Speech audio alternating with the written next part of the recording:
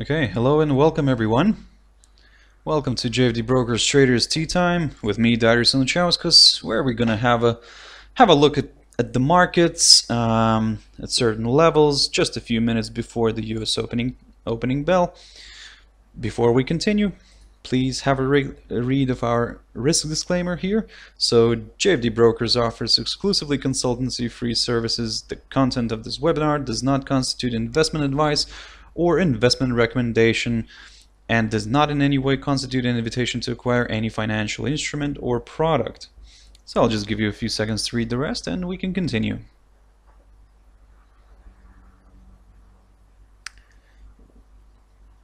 Also, before we jump into the charts, I just wanted to quickly show you our JFD Brokers website. So basically, you can have a go in here and have a read through different articles that we post, different technical analysis, also of course in different languages, mainly in German, English, French. So yeah, I hope you find something useful here for yourself, and yeah, please do not hesitate to go into the website. Yeah, okay, let's jump into the charts. Right, okay, so the first one actually I wanted to have a look at was the S&P 500. Now, we are seeing some selling activity today at the moment on the futures market. So yesterday we had a strong sell-off. Strongish, I would say, sell-off. Still a good sell-off. Still, the S&P lost quite about 40 points on the day, and now today we're seeing that it's kind of continuing. We are trading at around the same areas as we closed yesterday, so of course we might see some continuation later on today towards the downside. At the moment, this is, like I said, this is not looking strong. Looking at even the 4-hour chart here, we can see that it's being held by this little short-term trend line that started, well, actually on Tuesday. So since then we were kind of sloping downwards here.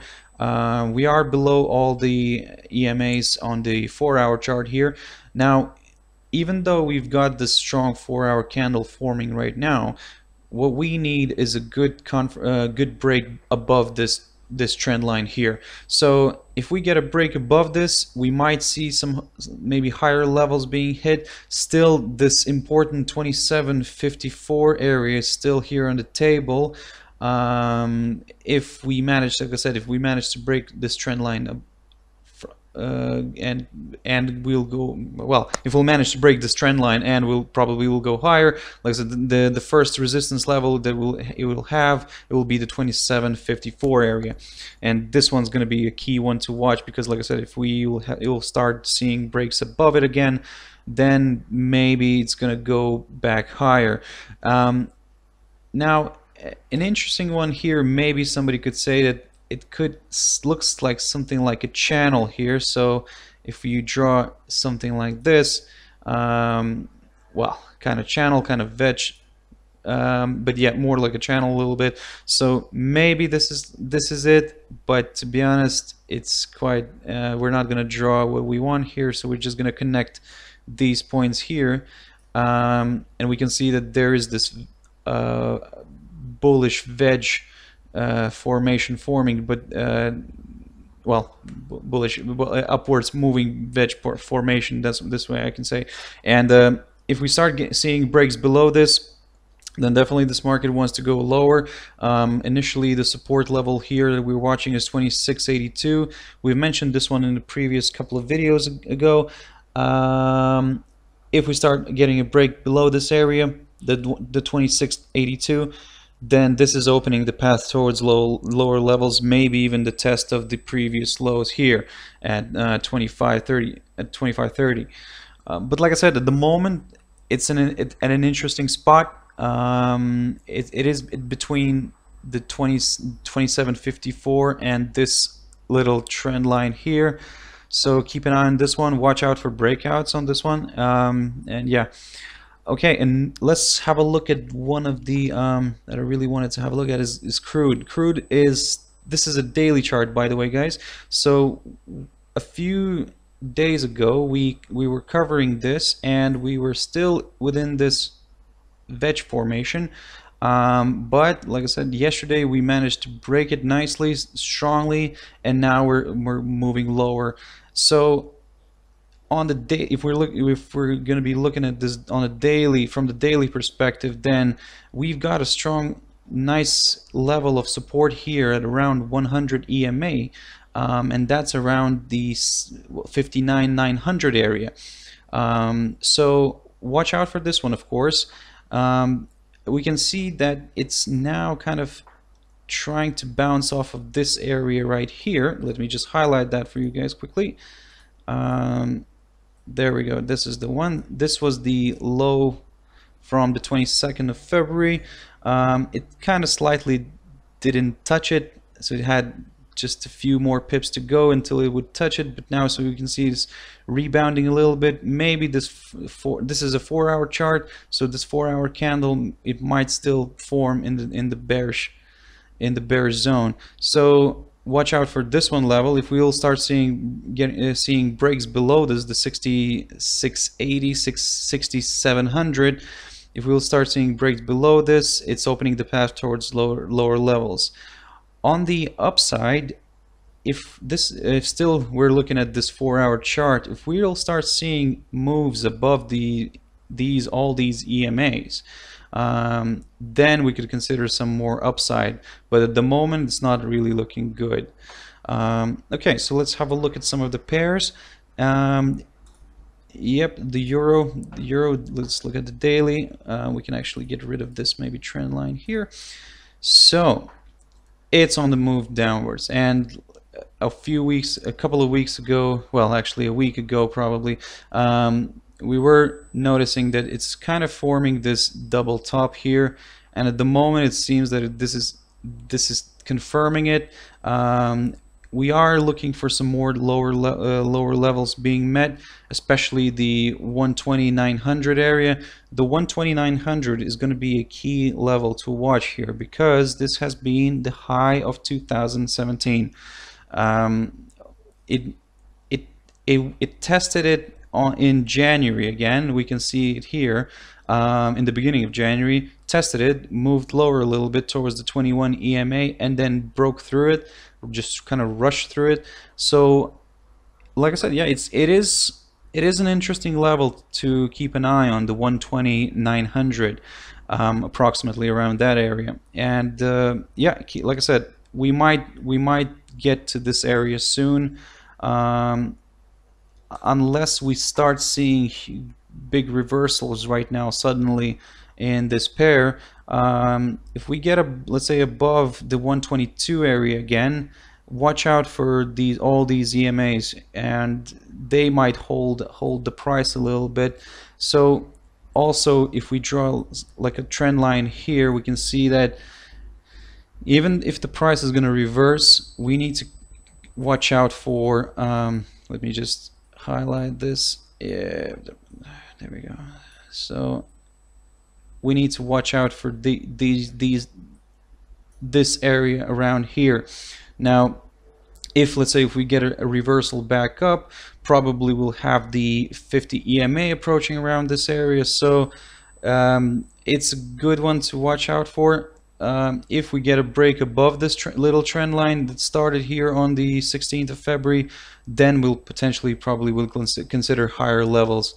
But at the moment, this is not looking good for the euro dollar, and it might continue moving lower. So like I said, our target is at the moment 12900, which was the 2017 high. Let's have a look at one of the exotic ones that I really wanted to show you guys. Was the euro, or actually went too far a little bit. Here, the euro Swedish crown. So looking at the 4-hour chart, we can see this kind of channel formation here. It's at the moment, of course, it's looking quite bullish. It is still within this channel. It might continue going higher. If suddenly it gets towards this side here on this bottom side of the channel, keep an eye on it, because if we'll get a good break here, then there's some good levels to watch here on the downside, especially the 50 EMA that is approaching here on the 4-hour chart.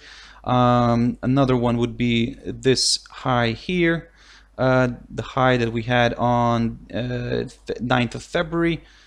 Yep. So that's around the 10 mark. So 10 level. Yep. Like I said, watch out for this one.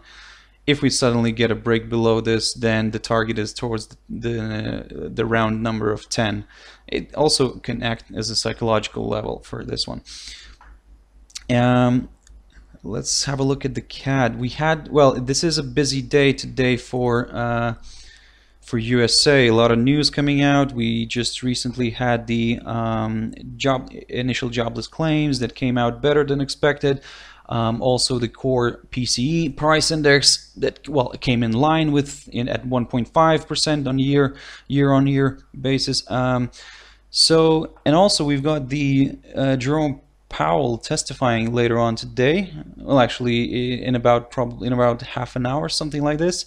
And also in about half an hour we've got the ISM manufacturing PMI numbers for US as well. So looking at this pair here, the US dollar CAD, we can see that this is kind of stuck in this little wedge formation as well. So it had a nice touch today of the upper side here. Actually, we can slightly redraw this. So there we go. It had a nice touch, slightly overshot it, and yeah, but still kind of continued moving lower. Now we might, if this proves to be a strong resistance level, the upper side of this wedge, then we're looking for this area here initially as being a good support level. So that's the 127,500. So we might see some moves back down a little bit, just maybe a little retracement. Ideally, probably we'd like to see some sort of like a move back towards this this side here, the bottom side of this wedge, and maybe then a bounce and then a move higher later on. But at the moment, it had a good run this week. It still has this. It still is ongoing upwards, but I think it would be quite healthy for this pair a little to retrace a little bit. But then again, like I said, we'll keep an eye on this one. If we suddenly start seeing moves above this upper side of the wedge, then, well, be careful, and like I said, it might kind of give you some more sharp moves to the upside. So at the moment, let's say if we start getting a move back below this area here at 128,250, then we can, like I said, we'll consider some lower levels. This is going to be probably the first little area to watch out for, the 128,250. If it breaks this to the downside, then yep, like I said, we might go towards the 127,500. Okay guys, I'm not going to take any more of your time. I hope you have a good US session. Like I said, be careful with all these. It is going to be a lot of, there is some news coming out from the US, so yep, be careful and keep an eye on the price action, guys. Thank you very much. Bye bye.